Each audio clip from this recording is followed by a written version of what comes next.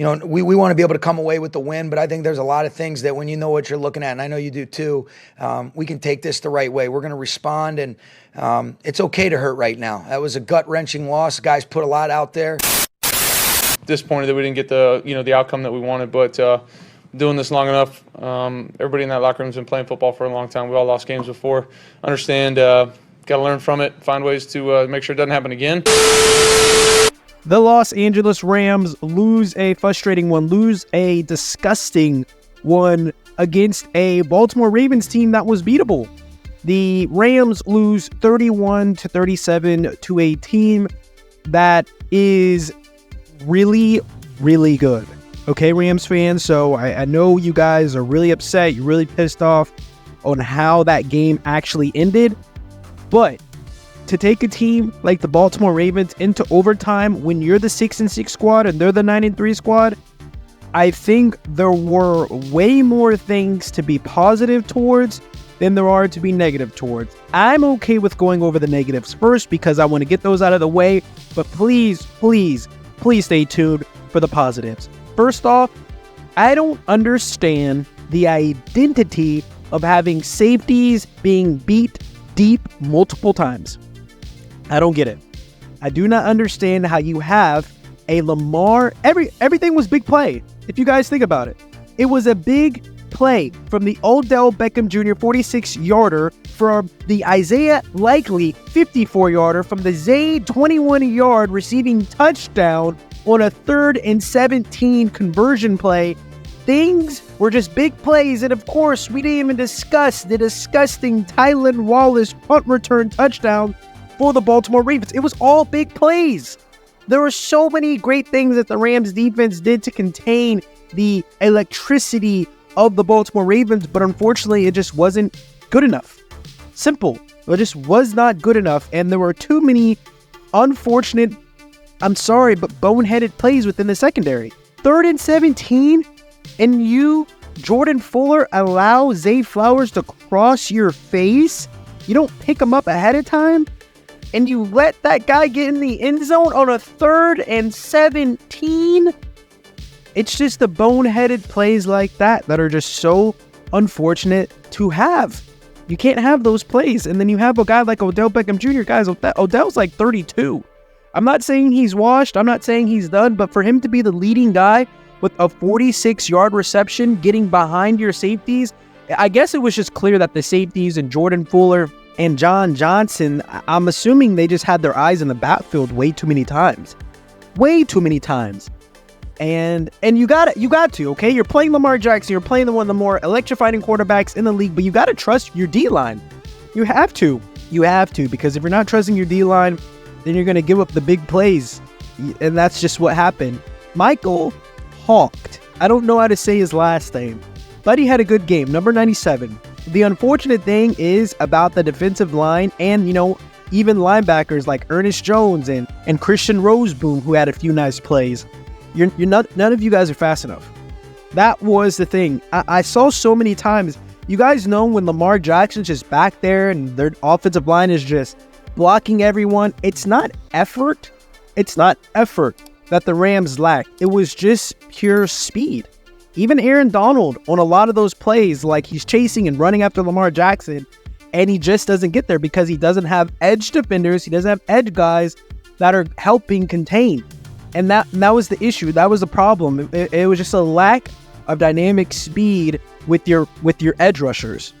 I think Michael Hawk is like 6'4" and 300 pounds. You're not. It's not gonna happen. It's not gonna happen against Lamar.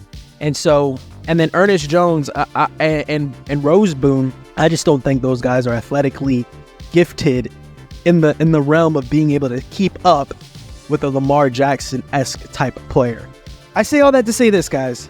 You lost the game, and unfortunately, you lost in an overtime decision where a punt return touchdown of 76 yards to a Tylan Wallace guy seals the game. Disgusting. I hate it. But guess what? Matthew Stafford goes for 23 of 41, 294 yards, and 3 touchdowns. Okay? I don't know if you guys know, but Matthew Stafford is on another level right now. He's legit playing on another level.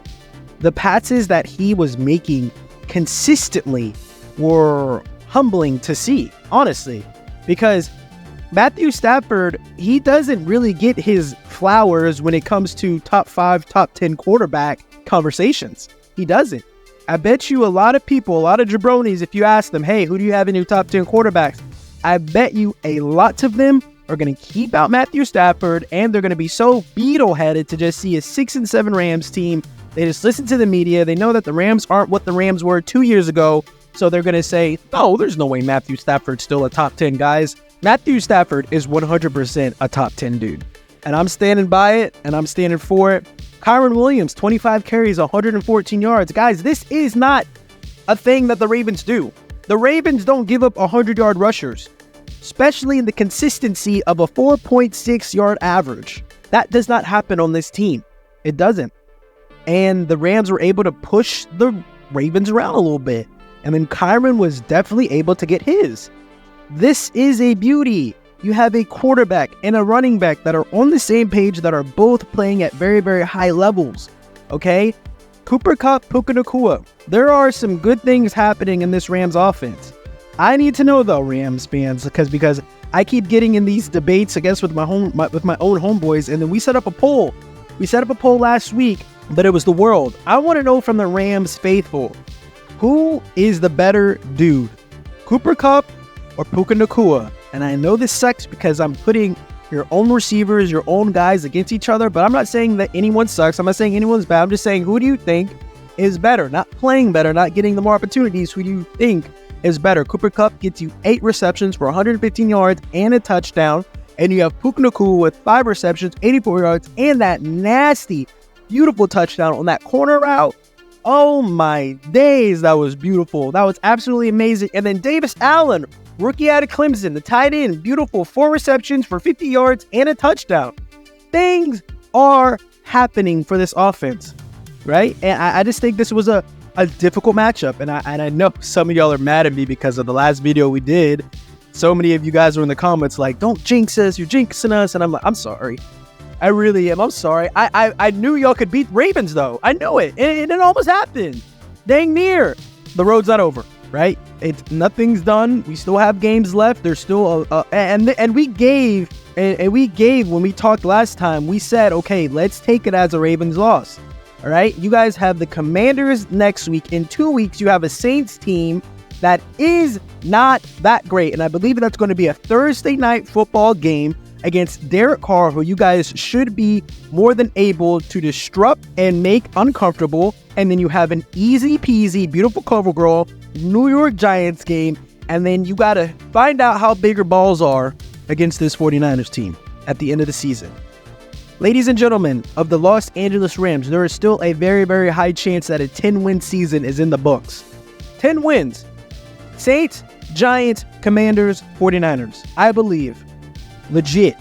It can happen. Let me know if you do. Like, comment, and subscribe.